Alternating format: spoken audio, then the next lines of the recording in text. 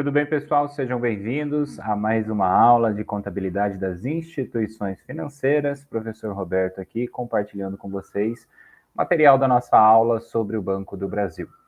Bom, essa aula vai ser bem breve, né? Como eu já expliquei para vocês, as aulas gravadas, o objetivo é trazer um pouco do conteúdo e também direcionar o estudo de vocês aí nesse nosso tempo. Então, como a gente viu nas aulas anteriores, nós temos uma estrutura no Sistema Financeiro Nacional.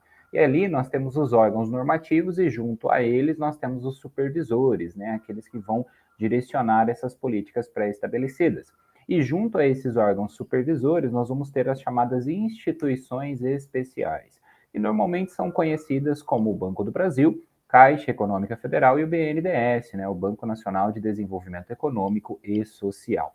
Então, eles estão dentro desse conjunto que nós estamos vendo aqui, ainda que não representem, né, essa estrutura normativa. Por quê? Porque essas entidades, elas, de certa maneira, são chamadas especiais por estarem ao mesmo tempo nessa parte normativa que nós vimos e também na parte operacional.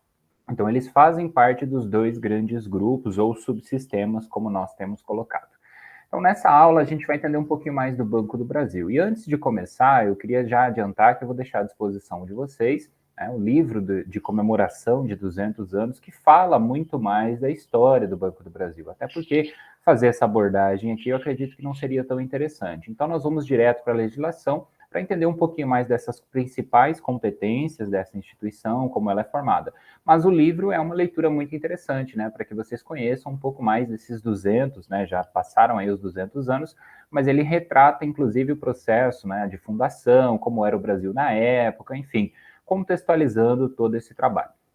Então, para estudar o Banco do Brasil aqui, a gente precisa começar por onde? Pela Lei 4.595 de 64, que é aquela mesma legislação que eu citei para vocês anteriormente. Por quê? Porque ela vai atribuir ali a estrutura do Sistema Financeiro Nacional e, junto a essa estrutura, vai citar o próprio Banco do Brasil como parte, né? Como nós estamos relembrando aqui. Então, a gente tem ali o item 3, né? O item 4 também, que fala do BNDES como parte dessa estrutura, e a própria Caixa Econômica Federal, ainda que não citada aqui diretamente. Na aula futura que a gente vai ter dedicado à Caixa, a gente vai ver um pouco mais dessa história, do seu propósito, né, enfim, do que ela de acordo com a legislação, é desenvolvida para ser, né, no seu dia a dia.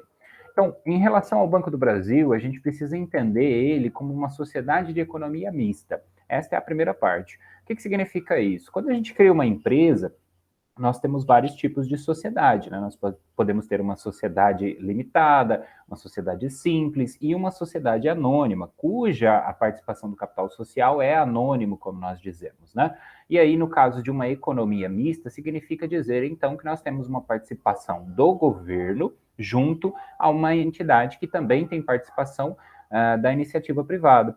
E no caso do Banco do Brasil, isso costuma ser meio a meio, né? Ainda que não 100% ali, é exatamente isso matematicamente falando, mas é 50% pelo menos para o governo federal, tá? Isso significa dizer, então, que ela segue uma legislação específica, que ela tem ali algumas características mais específicas quando se fala das questões da contabilidade, das atribuições que ela possui e tudo mais. Ela, a instituição Banco do Brasil. Então, relembrando aí rapidinho, vocês vão ver isso naquele material complementar, né? Mas foi fundado em 1808 e é reconhecido, de certa maneira, como o primeiro banco, né, do Brasil. E no momento em que o Brasil ele passa ali a ser a sede da coroa portuguesa, né? Isso tem ali um grande marco para a história da nossa nação. E o livro ele vai discorrer sobre isso, ele vai trabalhar todos os detalhes, a época que ficou interrompida essa atividade, que inclusive tem esse questionamento que não são 200 anos contínuos, enfim, tem uma série de circunstâncias. Mas para nós aqui é interessante a legislação para que a gente perceba quais são as atribuições que ele possui logo de cara, né? Que essa instituição foi criada, ou pelo menos se mantém para isto. Então, ao Banco do Brasil, o artigo 19 vai dizer o quê? Olha, compete precipuamente, né? Apesar do juridiquês, compete principalmente sob a supervisão do Conselho Monetário Nacional, que nós já estudamos, e como instrumento de execução da política creditícia, né, a política governamental do crédito e financeira deste governo, que hoje nós chamamos de governo federal, ok? Então, ele faz parte do sistema, do sistema financeiro nacional justamente por isso, porque ele é o órgão executor, né, dessas políticas sob a supervisão do Conselho Monetário Nacional. Perdão. E aí, para a gente continuar as competências diversas, a gente vai ter o inciso primeiro, na qualidade de agente, né, aquele que executa, agente financeiro do Tesouro Nacional, sem prejuízo de outras funções, né, que lhe venham ali a ser atribuídas, e também ressalvado aí o aspecto do artigo 8º de outra legislação, que vai falar da fundação, criação do BNDES, que é esse artigo 8º da Lei 1628. Então, a gente precisa ver quais são as atribuições dele. Letra A, receber a crédito do Tesouro Nacional as importâncias provenientes da arrecadação de tributos. Então, ele é um agente arrecadador autorizado pelo governo federal nesse sentido, né, pela legislação, para arrecadar tributos em nome do governo, ok? E, obviamente, depois repassar esses recursos para o Tesouro Nacional. E ainda outros produtos de outras operações. Realizar pagamentos e suprimentos necessários à execução do Orçamento Geral da União e também leis complementares de acordo com as autorizações que lhe forem transmitidas. Então, ao longo do tempo, né, o Ministério da Fazenda identifica ali quais são, ao longo da execução do Orçamento Geral da União, é o que eu quis dizer, ele identifica quais são os pagamentos a serem realizados, autoriza, e o banco ele é como se fosse ali o banco do governo, né? É onde o governo mantém a sua conta bancária, digamos assim. Assim como eu e você temos uma. Então, é onde ele movimenta os seus recursos para efetuar pagamentos e fazer os seus recebimentos. Na letra C, a gente vai ter que conceder aval, fiança, outras garantias, de acordo, né, com a autorização legal. Como um banco, como nós conhecemos efetivamente, ele pode realizar esse tipo de operação. Continuando aqui, então, adquirir e financiar estoques de produção exportável, executar a política de preços mínimos dos produtos, ser agente pagador e recebedor também fora do país. Nós vemos muita propaganda em relação a isso, né, como um representante da nação fora do país. Perdão. Executar ainda o serviço da dívida pública consolidada, né, enfim, efetuar os pagamentos dos juros de amortização desta dívida pública e etc, tá? Como principal executor dos serviços bancários de interesse do governo federal, inclusive das suas autarquias, né? Quando a gente estuda contabilidade pública, a gente aprende um pouquinho mais sobre a estrutura administrativa e entende um pouquinho mais essa realidade. Mas basicamente é o Estado como um todo. Receber em depósito com exclusividade as disponibilidades de qualquer entidade federal, compreendendo repartições de ministérios e etc. Então, basicamente, aqui está dizendo que, olha, o principal executor do governo federal, no sentido operador, agente financeiro, será, então, o Banco do Brasil, ok? Por isso que isso é uma de suas atribuições. Arrecadar os depósitos voluntários das instituições financeiras, que trata lá o inciso 3º do artigo 10º também da mesma lei. Arrecadar depósitos voluntários à vista de instituições, do artigo 3º também, né, escriturando essas respectivas contas. A diferença ali que a gente viu, né, depósito voluntário e à vista, depósitos voluntários à vista das outras instituições ainda citadas também no mesmo artigo. Executar os serviços de compensação de cheque, de outros papéis, enfim, o que normalmente, como nós conhecemos, um banco comercial faria. Por isso que ele, inclusive, executa essa atividade atendendo não somente o governo federal. Ele não é um banco exclusivo do governo federal, ele possui exclusividade no sentido de realizar essas atribuições para o governo, em relação aos outros bancos ou outras instituições, como nós veremos. Então, o que o Banco do Brasil faz, a Caixa Econômica não faz, ou o BNDES não faz, e o inverso vai ser válido nesse sentido. Então, por exemplo, no caso do PIS, que a gente conhece, PIS e PASEP, o PIS é da iniciativa privada, né, um programa de formação, e o PASEP é para a iniciativa pública, o funcionalismo público, né, mas tem ali o mesmo intuito, a ideia por detrás do PIS e PASEP, por isso que eles estão sempre juntos, é o mesmo, é a mesma coisa, apenas separando a iniciativa privada da iniciativa pública, dos servidores mais especificamente. E quem administra, por exemplo, o PASEP é o Banco do Brasil, por ser, então, essa entidade representativa do governo federal no sentido de execução da atividade financeira. Continuando ali, como vocês viram, são várias atribuições, né? E eu quero apenas destacar aí os principais pontos. Até porque eu não preciso que vocês decorem todas essas atribuições. Eu quero mais é que vocês entendam e visualizem essa instituição como parte representativa desse sistema, a fim de que a gente perceba que cada unidade que a gente enxerga, né, aquela unidade física do banco propriamente dito, tem por detrás uma história, tem uma finalidade, enfim, representa muito mais. Continuando ali no item 5, a gente vai ter, no inciso 5, a gente vai ter receber com exclusividade os depósitos que tratam lá os artigos 38, item 3º, né, do decreto e etc. Então, assim, quando se coloca com exclusividade, é justamente para garantir essa manutenção à ordem. Aí o governo ele vai receber essa prestação de contas do próprio banco e vai garantir esse controle também. Por isso que, às vezes, efetivamente, você vai fazer uma arrecadação, essa arrecadação vai ser direcionada para aquele banco, ok? Ainda que você pague de outro, não há problema nesse sentido, apenas que aquele recurso vai parar numa conta bancária dentro do Banco do Brasil propriamente. Realizar ali por conta própria operações de compra e venda de moeda estrangeira, por conta do Banco Central, né, chamado aí da República do Brasil, em virtude do texto da lei. A gente conhece ele como Bacen, né, o Banco Central do Brasil, nas condições estabelecidas ali, sempre sob a supervisão do Conselho Monetário Nacional. Realizar recebimentos e pagamentos e outros serviços de interesse também do Banco Central, mediante contratação e etc. Financiar a aquisição e instalação da pequena e média propriedade rural, né, nos termos da legislação que regula a matéria.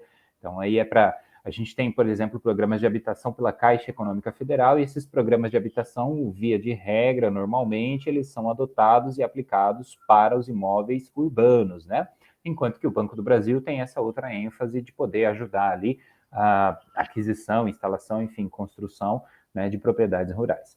Financiar atividades industriais e rurais também, né, enfim, com o favorecimento do referido artigo 53 dessa lei, que vão destacar ali algumas características em específico. Difundir e orientar o crédito, inclusive atividades comerciais, né, suplementando a ação da rede bancária. No financiamento das atividades econômicas, atendendo às necessidades de crédito das diferentes regiões do país, então ele é uma instituição de crédito também, ou seja, de fornecer crédito, né? Financiamento de exportação, de importação, então percebam que assim, o objetivo dele não é essencialmente obtenção de lucro, ele segue mais ou menos essa linha, faz a divulgação, faz a distribuição de lucros e dividendos, inclusive, mas o Banco do Brasil, em origem, em essência, ele tem ali como se fosse metade, né, como se fosse parte dele, uma função mais social. Isso é diferente de outros bancos da iniciativa privada, por exemplo. Tá? E aí a gente tem o parágrafo 1º, né, que vai falar ali sobre o Conselho Monetário Nacional, que vai fazer essa orientação e vai determinar, né, a remuneração que o banco receberá por conta, né, dessa atividade que ele executa em prol do Estado brasileiro. Difundir e orientar o crédito, continuando ali ainda, né, no item B, parágrafo 2º agora, né, a gente viu o parágrafo 1º antes, do montante global dos depósitos, ou seja, do todo arrecadado, tá, na forma do inciso 3º do artigo, enfim, o Banco do Brasil S.A. vai colocar à disposição do Banco Central, né, observadas as normas que forem estabelecidas, a parcela que exceder as necessidades normais de movimentação. Então, todo aquele recolhimento é repassado para o que a gente conhece como tesouro, né, para o Banco Central. Os encargos referidos, né, que são aqueles que a gente viu anteriormente, serão objeto de contratação entre o Banco do Brasil e a União Federal, né, o governo federal, ou seja, há um contrato de prestação de serviço nesse sentido. Continuando, parágrafo 4º, Banco do Brasil prestará ao Banco Central todas as informações por estas, né, pela entidade, julgadas necessárias para a execução desta lei, ou seja, o processo de prestação de contas que é necessário, porque se você está movimentando recursos públicos, isso é obrigatório. E aí o parágrafo 5º, para fechar esse item 2, né, o item D, perdão, no financiamento aí das exportações e importações, a gente vai ter os depósitos que tratam o inciso 2, anteriormente visto, também podem ser feitos nas caixas econômicas federais, nos limites e condições fixadas lá pelo Conselho Monetário Nacional. Então, aí já é uma atribuição dada não somente a ele, mas também passível de ser executada pela Caixa Econômica Federal. Artigo 20, Banco do Brasil e o Banco Central vão elaborar em conjunto o chamado Programa Global de Aplicação e Recursos do Primeiro, para fins de inclusão nos orçamentos monetários, né, para fim de atender ali as disposições do orçamento da União. Basicamente, para projetar como aquele recurso vai ser gasto, o governo faz o seu planejamento e o Banco do Brasil, junto ao Banco Central, vai organizar essa entrada e essa saída de recurso, né, para dizer ali, de acordo com as prioridades definidas em lei, como este recurso será direcionado. Então, se você tem um programa do governo que precisa ser atendido e financiado, ele vai passar pelo Banco do Brasil, esse recurso, e vai ser disponibilizado para aquela pessoa que vai receber este recurso, né, na forma que for este programa social sendo executado. E aí, os últimos artigos são, perdão, Os últimos artigos são somente para direcionar, né, um pouquinho mais dessa legislação, para deixar claro ali algumas condições. Presidente e diretores do Banco do Brasil deverão ser pessoas de reputação ilibada, notória capacidade. A nomeação do presidente vai ser feita, do presidente do Banco do Brasil, vai ser feita pelo presidente da República, né? A aprovação do Senado Federal também está inclusa neste processo. Então, a gente vê aí que há uma nomeação por meio de uma indicação, justamente por conta dessa característica. O presidente da República não vai nomear o presidente de um banco privado, né? Mesmo que ele seja uma sociedade anônima, apenas se fosse uma sociedade de economia mista. As substituições de eventuais do presidente do Banco do Brasil não poderão exceder o prazo de 30 dias consecutivos, é mais uma regulamentação. Lembrando que o Banco do Brasil também possui regulamento, né, regimento interno, então aí há uma profundidade maior. Esse estudo aqui não é para atender a finalidade específica do concurso, né, para que a gente tenha um panorama e uma ideia de por onde começar. Tá? Então, essas são as principais atribuições. A gente vai revisando elas ao longo dos processos, principalmente quando a gente fala dos mercados que envolvam ali a administração pública, né? A gente vai ver diferentes mercados, né? As diferentes situações que se tem no mercado financeiro como um todo. E em alguns momentos o Banco do Brasil vai aparecer. E quando ele aparece, aí a gente precisa ter consciência em relação àquilo que nós estamos falando, das suas atribuições.